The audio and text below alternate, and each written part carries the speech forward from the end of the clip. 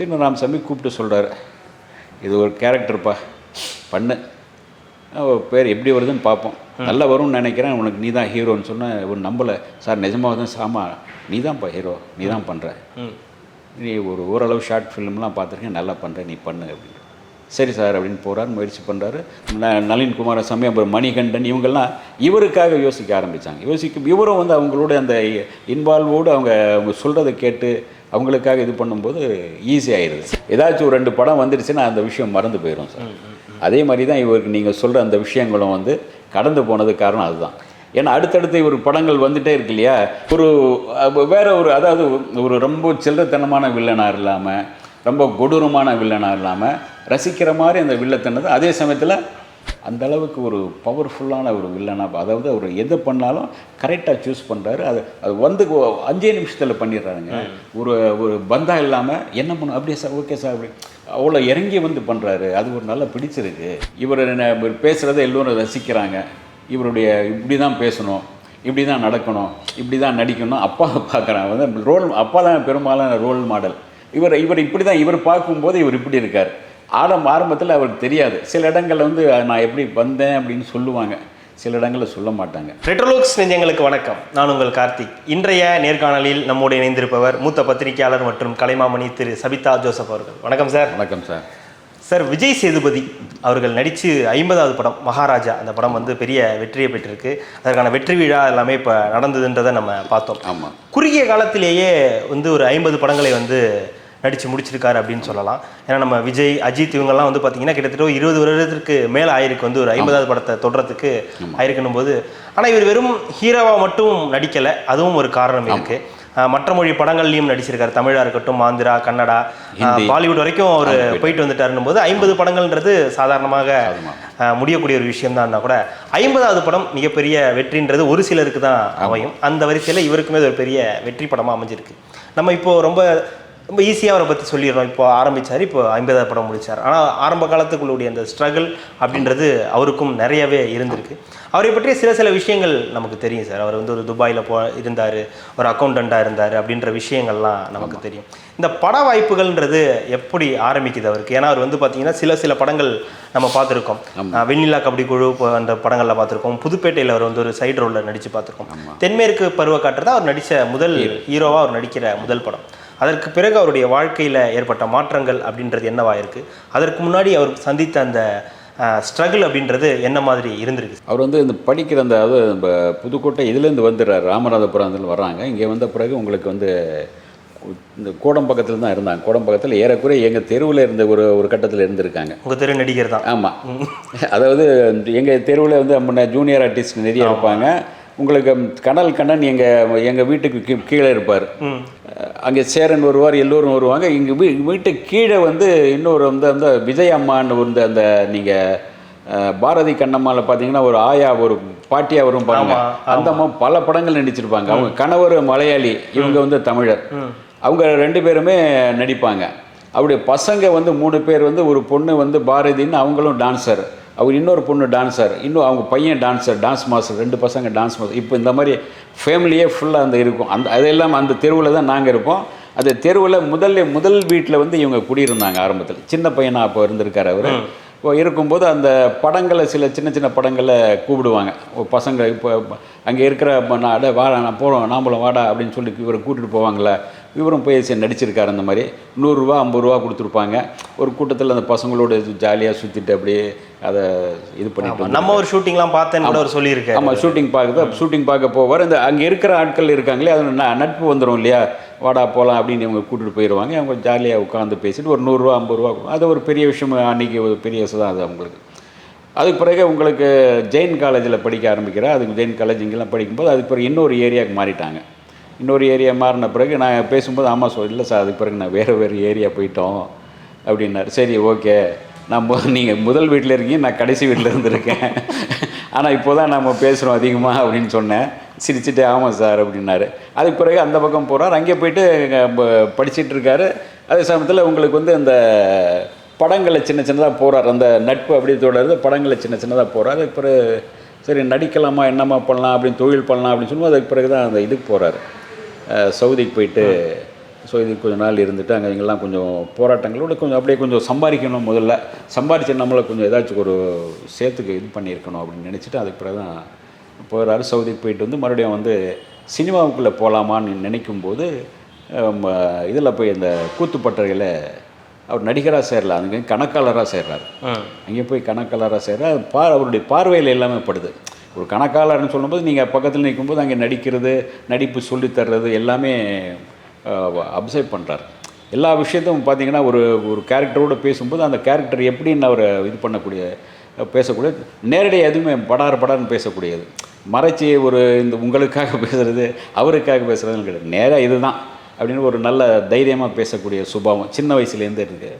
அதனால் புதுப்பேட்டையில் நடிக்கும்போது ஒரு 150 ரூபா 250 ரூபா கொடுத்தாங்க. அப்புறம் வெண்ணிலா கபடி குழு ஒரு 5 படம் அந்த மாதிரி வருது. அதுக்கு பிறகு பார்த்திங்கன்னா ஷார்ட் ஃபிலிமில் நடிக்க ஆரம்பிக்கிறாங்க. ஒரு கார்த்திக் சுப்புராஜ் இவங்க அந்த கார்த்திக் சுப்புராஜுங்கிற ஒரு ஓரளவு ஒரு புதுசாக வர்ற படைப்பாளிகள், கொஞ்சம் திறமைசாலிகள், கொஞ்சம் நல்ல டிஸ்கஷன் பண்ணுறாங்க. வருங்கால சினிமா எப்படி இருக்கணும், இந்த சினிமா எப்படி இருக்கணும், அவங்க பேச இவருக்குள்ள ஒரு இது ஏற்படுது. சரின்னு அதுக்கு பிறகு தான் அவங்க கூட சேர்ந்து இந்த ஷார்ட் ஃபிலிம் பண்ண ஆரம்பித்து தான் அதுக்கு பிறகு இவருடைய இது போகிறாரு. சீனு ராமசாமி கூப்பிட்டு சொல்கிறாரு, இது ஒரு கேரக்டர்ப்பா பண்ணு, பேர் எப்படி வருதுன்னு பார்ப்போம், நல்லா வரும்னு நினைக்கிறேன், உனக்கு நீ தான் ஹீரோன்னு சொன்ன ஒரு நம்பலை சார், நிஜமாக தான் சாமா நீ தான்ப்பா ஹீரோ, நீ தான் பண்ணுற, நீ ஓரளவு ஷார்ட் ஃபிலிம்லாம் பார்த்துருக்கேன், நல்லா பண்ணுற, நீ பண்ணு அப்படின்னு. சரி சார் அப்படின்னு போகிறாரு, முயற்சி பண்ணுறாரு.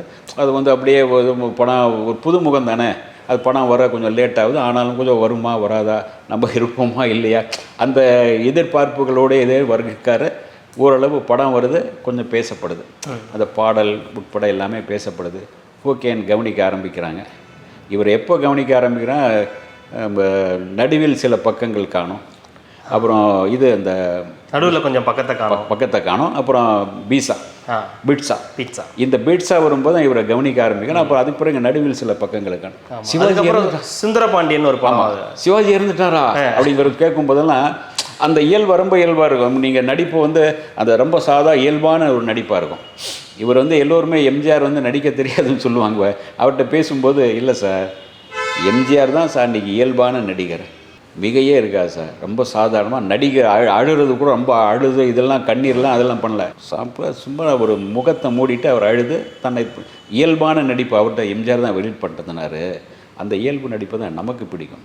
அது மணிக்கணக்காக நீங்கள் அழ வைக்கிறதெல்லாம் கிடையாது, நீங்கள் லேசாக அவன் மனசில் ஒரு சலனத்தை ஏற்படுத்தினா போகிறோம், அதுதான் நடிப்பு அப்படின்பார்.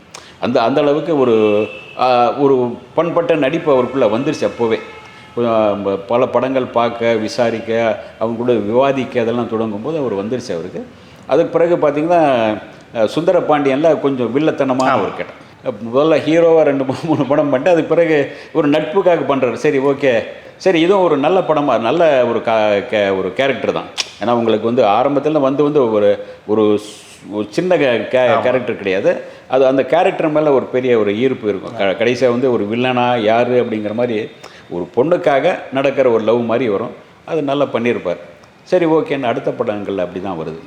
அதுக்கு பிறகு சில மொக்கையான படங்கள் இருந்தாலும் கூட பண்ணையாரும் பத்மனியும் நல்ல இதாக இருக்கும். ஆமாம், பண்ணையாரும் பத்மனி பார்த்திங்கன்னா ஒரு அந்த துளசியும் நம்ம ஜெயபிரகாஷும் ஒரு ஒரு இது மாதிரி உங்களுக்கு காதலுக்கு முதல் மரியாதை மாதிரியான ஒரு இது இருக்கும். ரொம்ப ஜாலியாக இருக்கும், ஒரு ஃபீல் குட் மூவி. அதில் இவர் ஒரு டிரைவர் மாதிரி அந்த குடும்பத்தோட ஒருத்தர், ஹீரோவும் கிடையாது. ஆமாம், ஹீரோவும் கிடையாது. ஆமாம், ஏன்னா ஹீரோவே அவங்க 2 பேர் தான், ஹீரோ ஹீரோயின் அவங்க 2 பேர் தான். ஆமாம், ஆனால் இவர் ஆரம்பத்துலேருந்து பார்த்தீங்கன்னா தன்னை இந்த மாதிரி நடிகன்னு தன்னை காட்டிக்கவே இல்லை. அதுதான் அவருடைய ப்ளஸ்ன்னு நினைக்கிறேன். எனக்கு ஆக்ஷன் சீக்வன்ஸ், ஒரு ஆக்ஷன் ஹீரோ. ஏன்னா இவங்க 2 நடிகர்கள் எப்போவுமே நம்ம தமிழ்நாட்டுக்கு இருக்கணும். இது எம்ஜிஆர் சிவாஜியாக இருக்கலாம், அது ரஜினி கமலா இருக்கலாம், விஜய் அஜித்தா இருக்கலாம். அந்த வரிசையில் அடுத்து தனுஷ் சிம்பு வச்சாங்க, அதுக்கடுத்து சிவகார்த்திகேயன் விஜய் சேதுபதினு கொண்டு வந்தாங்க. ஆமாம், ஆனால் அதை முறியடிச்சிட்டாங்க 2 பேர். விஜய் சேதுபதி தான் முறியடிச்சாரு. ஆமாம், பார்த்தீங்கன்னா இவர் எந்த இடத்துலையும் தன்னை ஒரு ஆக்ஷன் ஹீரோ, ஒரு ரொமான்டிக் ஹீரோ, ஒரு காமெடி ஹீரோ அந்த மாதிரி பண்ணிக்கவே இல்லை. பார்த்தீங்கன்னா உங்களுக்கு இதற்குத்தான ஆசைப்பட்ட பாலகுமாரை பார்த்தீங்கன்னா அந்த கதை எந்த ஹீரோவும் ஏற்றுக்க மாட்டாங்க. அதில் ஒரு முக்கோண கதை தான் அது. முக்கோண கதை ஆனால் எந்த ஹீரோவும் அந்த மாதிரி நடிக்க ஏற்றுக்கவே மாட்டான். அது அவரே வாலண்டியராக எடுத்துக்கிட்டு இவரே ஏற்றுக்கல முதல்ல. இவரே வந்து முதல்ல அப்படி சொல்லும்போது, இல்லைங்க சரியாக வராமல் தெரியல, எனக்கு ஒரு மாதிரியாக இருக்குது, கேணத்தனமாக பேசுகிற மாதிரி இருக்குது, கேணத்தனமாக போகிற மாதிரி இருக்குது, சரியாக வரல போல் இருக்குது அப்படி யோசித்து சொல்கிறாரு. இல்லை தலைவா, நீங்கள் பண்ணுங்கள், கரெக்டாக உங்களுக்கு நல்லா இதாகும் பாருங்கன்னு சொன்ன பிறகு அதுக்கு பிறகு அது பண்ணி பார்த்தா அதுக்கு பிறகு பார்த்தீங்கன்னா அது வேறு மாதிரி போயாச்சு. சூதுக்கவும் வந்து ஆமாம் இவரே பண்ணது. ஆமாம், இந்த கேரக்டர் நான் எடுத்து பண்ணுறேன், நான் பண்ணுறேன் அப்படின்னு அது அந்த அந்த அந்த கேரக்டர் வரும்போது அந்த ஒரு வேறு மாதிரி டைமென்ஷன் வருது.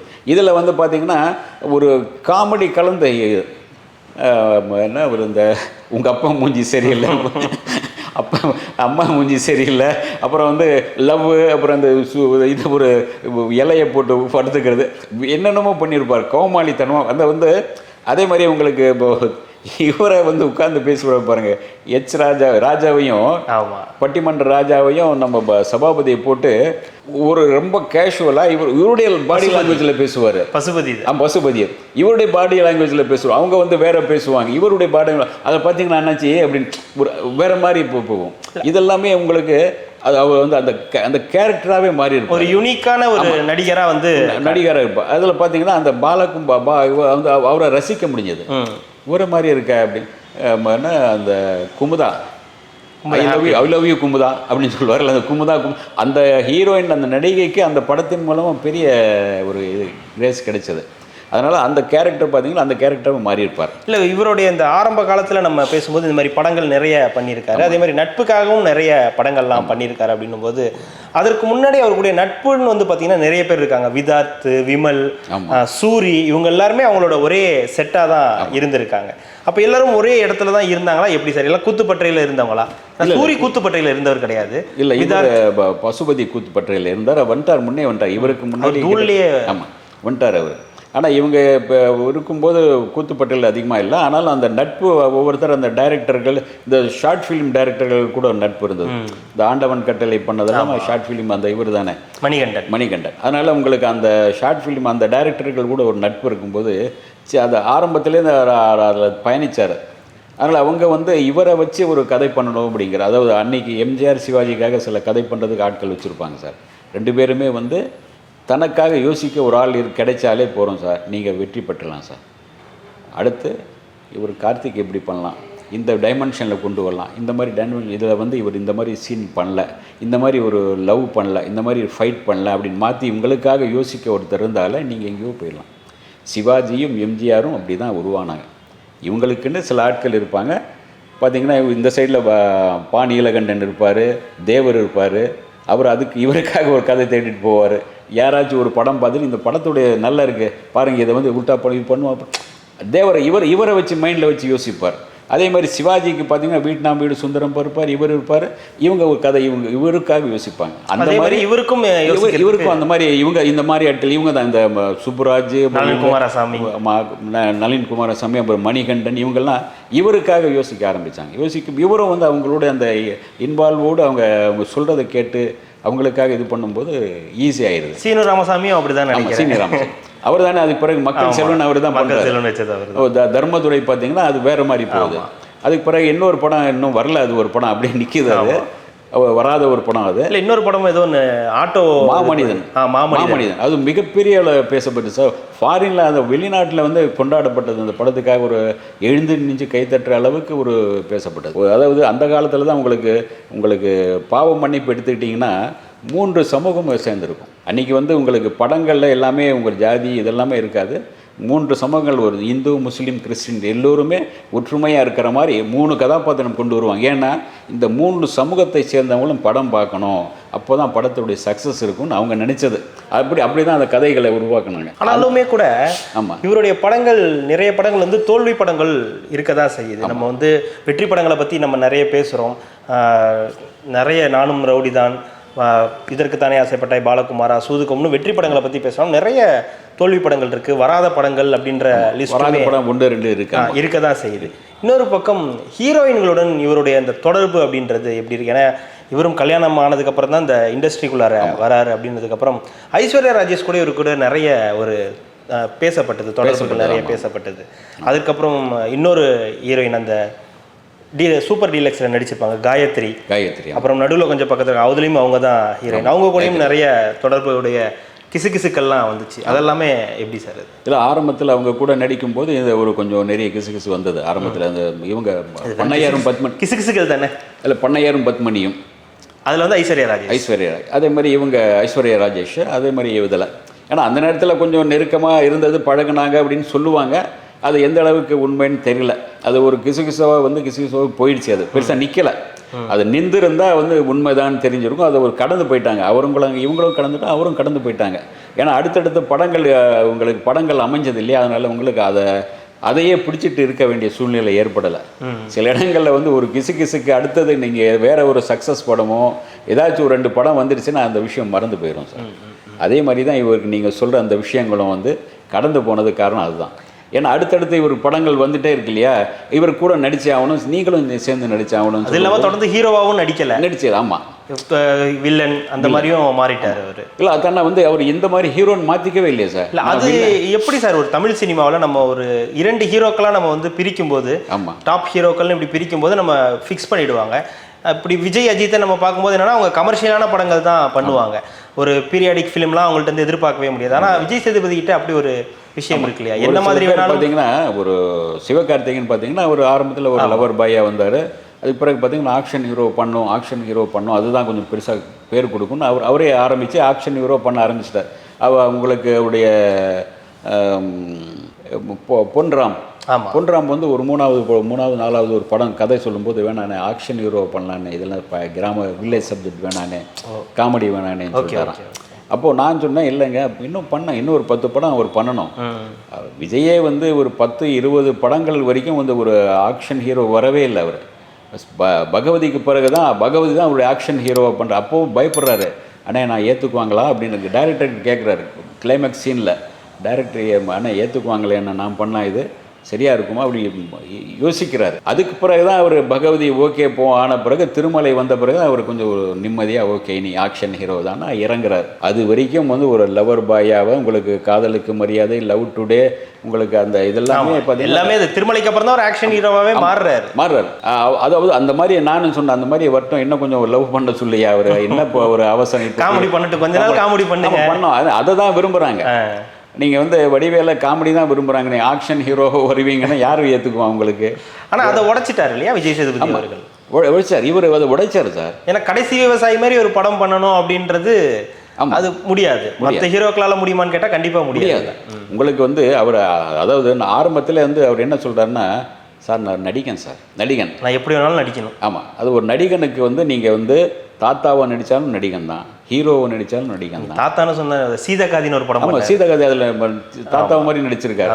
ஆரஞ்சு மிட்டாயில் அப்படி தானே சார், அப்படி சொந்த படம் பார்த்தீங்கன்னா அதில் அவர் டைலாக் எழுதியிருப்பார், கதை அவர் தான் எழுதியிருப்பார், தயாரித்தது அவரே பாடியிருக்காரு, அவரே எழுதியிருக்காரு பாடலை. அதாவது டேலண்ட் எல்லாம் இருக்குது. எதையும் வந்து எனக்கு எல்லாமே தெரியும் நானே பண்ணிக்கிறேனேங்கிற இது வரல அந்த இடத்துல. அவர் வந்து நான் வந்து நான் ஒரு நடிகர், ஒரு கலைஞனுக்கு வந்து எல்லா வேஷமும் போட்டால் தான் நடிகன். அவர் ஜெமினி கணேசன் ஒரு மாதிரி சொல்லியிருப்பார், நான் ஆரம்பத்தில் வந்து என்னவா போகலாம் அப்படின்னு யோசித்தேன், பல வேலைகள். எங்கள் குடும்பத்தில் வந்து கலெக்டராக போகணுன்னாங்க, டாக்டர் ஆகணும்னு சொன்னாங்க. ஆனால் வந்து சினிமாவை தான் அவர் நான் யோசித்தேன்.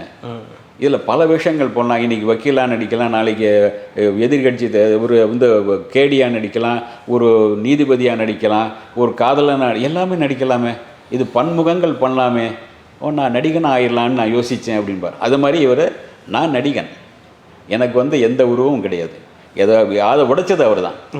இவருக்கு ஆக்ஷன் மட்டும், இவர் வந்து குணச்சித்திரம் மட்டும் இவருக்கு வரும், ஒரு ஹீரோவுக்கான இதான் ஹீரோவை தவிர வேறும் பண்ண மாட்டேன். சந்தானம் சொல்கிறாருல, ஹீரோ தவிர நான் எதுவும் பண்ண மாட்டேன், எனக்கு காமெடி இது காமெடி பண்ணுறேன், காமெடிக்கு ஓகே, இதில் கதை இந்த சப்ஜெக்டில் ஓகேன்னா நான் காமெடி பண்ணுறேன். இல்லை, அங்கே தான் அந்த ஒரு கேள்வி வருது என்னென்னா, ஹீரோவாக நடிக்கிறது ஓகே, ஒரு குணச்சித்திர கதாபாத்திரம் நடிக்கிறது ஓகே, வில்லனாக நடிக்கிறது அப்படின்றது மக்கள் பெரும்பாலும் எல்லாரையும் ஏற்றுக்க மாட்டாங்க. அந்த வகையில் இவர் வந்து பார்த்தீங்கன்னா வில்லனாகவும் பெரிய அளவில் வந்துட்டார். ஏன்னா விஜய் அவர்களுக்கு வில்லனா நடிச்சிட்டார் மாஸ்டர் படத்துல. ஆமா. பேட்ட படத்துல ரஜினி அவர்களுக்கு வில்லனா நடிச்சிட்டாரு. விக்ரம் படத்துல கமலஹாசன் அவர்களுக்கு வில்லனா நடிச்சிட்டாரு. பாலிவுட்ல ஷாருக் கானுக்கு வில்லனா நடிச்சு. இந்த வில்லன் அப்படின்ற விஷயம் எப்படி இவருக்கு பொருந்தி போகுது சார்? ஏன்னா ஹீரோவா எல்லாரும் ஏத்துப்பாங்க. ரஜினி மாதிரி ஒரு நடிகரை வந்து வில்லனாவும் பார்க்க முடியும் நம்மளால. ஆனா அடுத்தது விஜய் சேதுபதி அந்த அளவுக்கு வந்திருக்காரு அப்படின்றது எப்படி? இல்லை, வில்லன் வந்து பார்த்தீங்கன்னா பெரும்பாலும் பார்த்தீங்கன்னா வில்லன்கள் நல்லவங்களாக தான் இருப்பாங்க. ஒரு முறை இவர் சொல்லியிருப்பார், நம்ம ராதாரவி சொல்லுவார், யோ நீ துரத்தி லவ் பண்ணுற, நான் ஒரே இடத்துல துரத்தி மேட்ரு பண்ணுறேன், எவ்வளோதானே, அது என்னையா இருக்குது, இரண்டும் ஒன்று தானேயா, ஹீரோ வில்லன் பண்ணுறதான் இல்லை வேறு ஹீரோவும் பண்ணுறாரு, வேறு என்ன புதுசாக பண்ணுறாரு அப்படின்னு கிண்டல் பண்ணுவார். மக்கள் பொதுவாக ஏற்றுக்க மாட்டாங்க இல்லையா எல்லாரையும். சில பேர் வந்து அதாவது நீங்கள் எப்படி அந்த வில்லத்தனத்தை பண்ணுறீங்கிறது தான் சார். சத்யராஜன் நீங்கள் எப்படி ஏற்றுக்கிட்டீங்க? அவர் வந்து ஒரு ரொம்ப கொடூரமான வில்லன் மாதிரி இருந்தாலும் கூட அவர் பண்ணுற கொடூரங்கள் மாதிரி வேறு இருக்குது. அதில் நீங்கள் மறந்து போகிற மாதிரி அடுத்த படத்தில் பண்ணிடுவார். 24 மணி நேரம் 100வது நாள் பார்த்தீங்கன்னா ஒரு கொடுமையான டக் டக் மாறிட்டே இருக்கும். இல்லை, இது நான் சொன்ன அந்த 4 படங்கள்லையுமே 4 பேருமே டாப் ஹீரோ. ஆமாம், மாஸ் ஹீரோ. எல்லாருமே அவங்களோட ஸ்க்ரீன் ப்ரெசன்ஸுக்காக வர ஆடியன்ஸ் தான். ஆனால் அவங்களையுமே மாற்றி இது இவருடைய படம் அப்படின்ற அளவுக்கு மாற்றிடுறாங்க. அதாவது நீங்கள் வந்து அந்த வில்லத்தனத்தை எப்படி வெளிப்படுத்துறீங்கிறது தான். அந்த கேரக்டரை உள்வாங்கி நீங்கள் வேற ஒரு டைமென்ஷனில் பண்ணுறீங்க. இதில் விக்ரமில் பார்த்தீங்கன்னா வேறு மாதிரி ஒரு இது வச்சுட்டு ஒரு தங்கப்பல் கட்டிட்டு ஒரு இது பண்ணிட்டு அந்த ஏதோ ஒரு சாப்பிட்டா அவருக்கு புத்துணர்ச்சி வந்து எல்லோரும் அடித்து நொறுக்கிற மாதிரி ஒன்று பண்ணியிருப்பார். ஏன்னா எல்லோரும் அடித்து நொறுக்கிற மாதிரி, அதே சமயம் 3-4 பொண்டாட்டி இருக்கிற மாதிரி பண்ணியிருப்பார். நீங்கள் இதெல்லாமே ரசிக்கிற மாதிரியான இப்போ வில்லன்கள் வந்து அரசியல்வாதிகள் 4 பொண்டாட்டி 5 பொண்டாட்டி இதெல்லாம் ரசிக்கிற மாதிரி விஷயம் இருக்கும்போது ஓகே பண்ணுறாரு, நல்லா பண்ணுற. இன்றைக்கி வில்லன்களை ரசிக்கக்கூடிய விஜய் ரஜினிக்கு பிறகு வில்லன்களை ரசிக்கக்கூடிய சூழ்நிலை வந்தாச்சு சார். ஆமாம், அதை வில்லன்லேருந்து அவர் ஹீரோ ஆனார். சத்யராஜ் வில்லனில் ஹீரோ ஆனார். அதே மாதிரி ஒரு ஹீரோவாக இருந்தும் கூட வில்லத்தனத்திலே கொஞ்சம் ஒரு வேற ஒரு, அதாவது ஒரு ரொம்ப சில்லறத்தனமான வில்லனாக இல்லாமல், ரொம்ப கொடூரமான வில்லனாக இல்லாமல் ரசிக்கிற மாதிரி அந்த வில்லத்தனத்தை. அதே சமயத்தில் நீங்கள் இதில் மாஸ்டரில் பண்ணியிருப்பார்ல, அதாவது 5 லட்ச ரூபா தர்றேன், 20 லட்ச ரூபா தர்றேன், உங்களை அப்படியே மாற்றுவார். அதுதான் ஒரு வில்லத்தனத்துக்கான ஒரு மாற்றத்தை ஏற்படும். ஏன்னா நம்ம பொதுவாகவே வந்து இப்போ ஃபகத் ஃபாசில் வந்து இங்கே நடிக்கும்போது அவருடைய வில்லத்தனத்தை நம்ம ரசிக்கிறோம். மாமன்னனில் கூட நம்ம பார்த்தோம். நல்ல ரசிக்கும்படியான ஒரு வில்லத்தனமாக இருக்கும். அதே மாதிரி தமிழ்லேயே விஜய் சேதுபதி அவர்கள் மற்ற மொழிகளில் போயிட்டு இப்போ ஆந்திராவில் கன்னடாலலாம் நிறைய பண்ணியிருக்காரு. பாலிவுட்லேயுமே பண்ணியிருக்காருன்னு போது அதை ரசிக்கிறாங்களே, மற்ற லாங்குவேஜ் ரசிகர்களும் அதை ஏற்றுக்கிறாங்க. மற்ற லாங்குவேஜ் ஏற்றுக்கிறாங்க. கன்னடத்தில் ஏற்றுக்கிறாங்க. தெலுங்கில் பார்த்தீங்கன்னா தெலுங்கில் வந்து இவர் வந்து பயங்கரமாக புகழ்கிறாரு. அவரை சிரஞ்சீவியை பேசும்போது இவர் சிரஞ்சீவியை புகழ்கிறாரு. ஒரு பெரிய ஹீரோங்க. இதில் நடிச்சிருப்பாரு அந்த ரைசான் ஏதோ படத்தில். அதில் அவர் கிட்டையே போக முடியாது. ஆனால் அந்த அளவுக்கு அவர் என் மேலே அவ்வளோ மரியாதை, நரசிம்ம ரெட்டி அந்த படத்தில் நடிச்சிருப்பாரு. அதில் வந்து என்ன என் மேலே அவ்வளோ மரியாதை பண்ணுறாருன்னு இவர் சொல்கிறார். ஆனால் அவர் வந்து ஜெனூனான ஆர்டிஸ்ட்டுங்க. அவர் நின்றா என்ன சீனுங்கிறது டக்குன்னு மைண்டில் வாங்கிட்டு உடனே அப்படி பண்ணுறாரு. ரஜினியும் பாராட்டினார், அப்படி பாராட்டு. அதே மாதிரி சிரஞ்சீவி பாராட்டுறாரு. நம்ம ஏன் ஒரே நேரத்தில் பாராட்டும் போது நான் மறுநாள் அவர்கிட்ட போய் பேசுகிறேன், அந்த படத்துக்காக பேசுகிறேன். இங்கே இதில் ஹோட்டலுக்கு வந்திருக்கும்போது பேசி அவர்கிட்ட ஃபோட்டோலாம் எடுத்தோம் சிரஞ்சீவி கூட. அப்போ சிரஞ்சீவி இப்படி சொல்கிறார், இல்லை அந்த அளவுக்கு ஒரு பவர்ஃபுல்லான ஒரு வில்லனாக, அதாவது அவர் எது பண்ணாலும் கரெக்டாக சூஸ் பண்ணுறாரு. அது வந்து 5 நிமிஷத்தில் பண்ணிடுறாருங்க.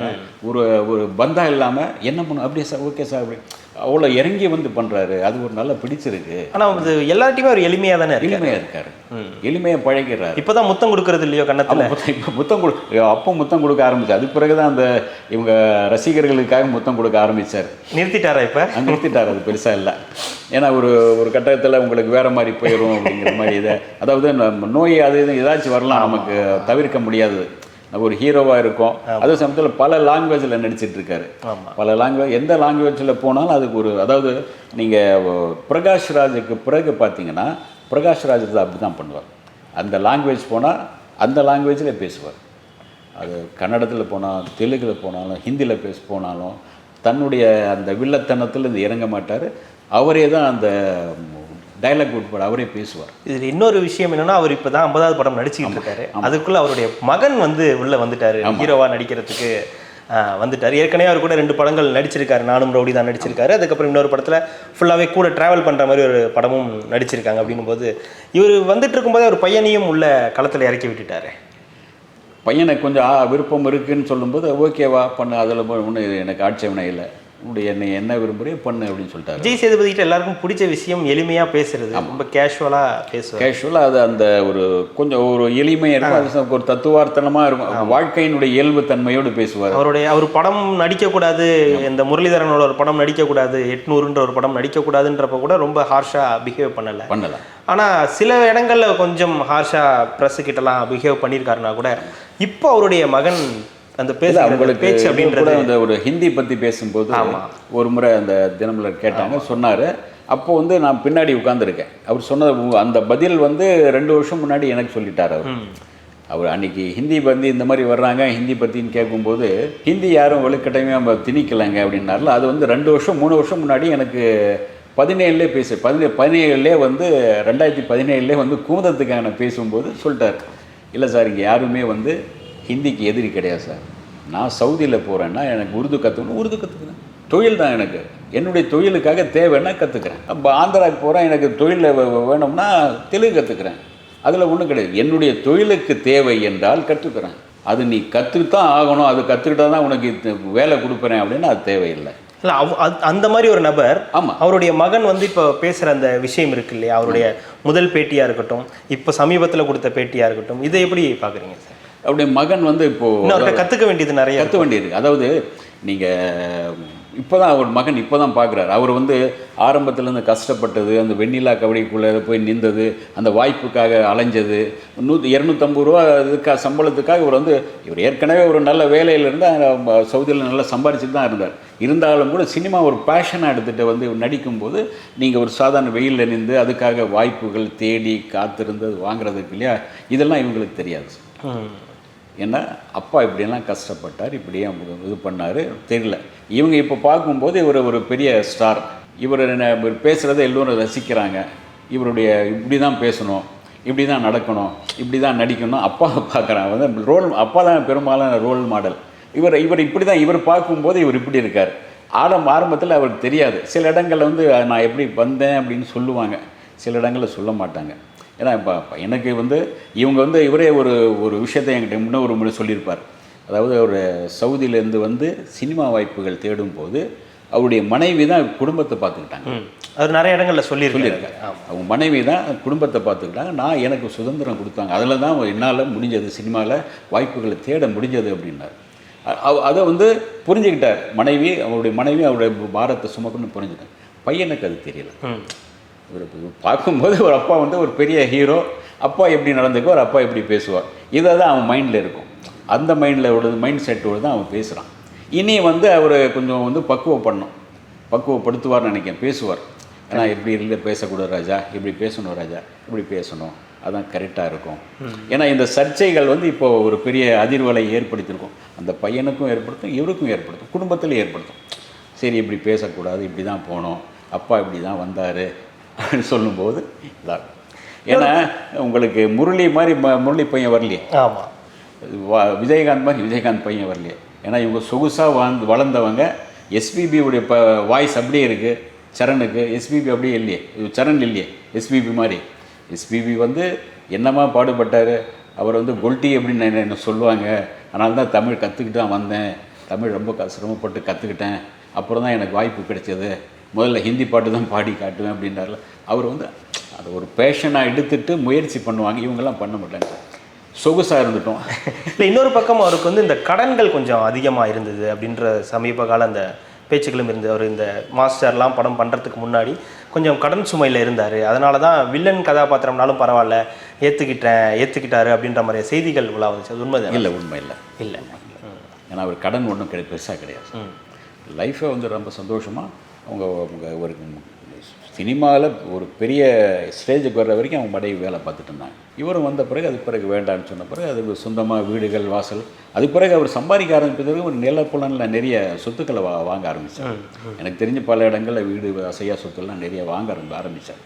கடன்லாம் வரல, இல்லை கடன் கிடையாது. எந்த படமும் எடுத்து அவர் எடுத்த படங்கள் வந்து ஒரு 4-5 படங்கள் வந்து சக்ஸஸ் ஆன படங்கள் தான். கிழக்குன்னு ஒரு மேற்கு தொடர்ச்சி மலை, ஆமாம், அவர் தயாரித்த படம். அது ஒரு வித்தியாசமான அந்த டைரக்டர் லைஃப் கொடுத்தது.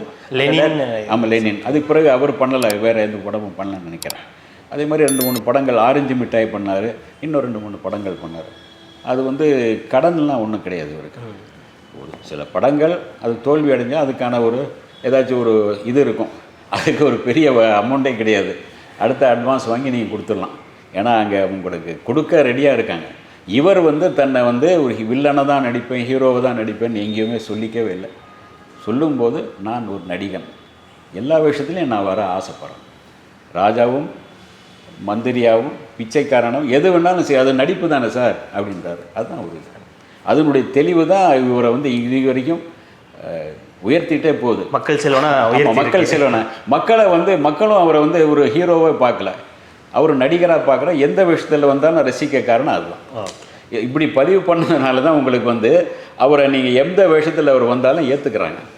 வில்லனாக வந்து ஏற்றுக்கிறாங்க, ஹீரோ வந்தாலும் ஏற்றுக்கிறாங்க, தர்மதுரையில் வந்து ஹீரோ வர ஏற்றுக்கிறாங்க, வில்லனா இதில் மாஸ்டரில் வர வந்து அதுதான் அது ஒரு காரணம். அவரை நீங்கள் வந்து மக்கள்கிட்ட பதிவு பண்ணும்போது நான் ஒரு நடிகன் பதிவு பண்ணதுனால அவர் ஏற்றுக்கிறாங்க.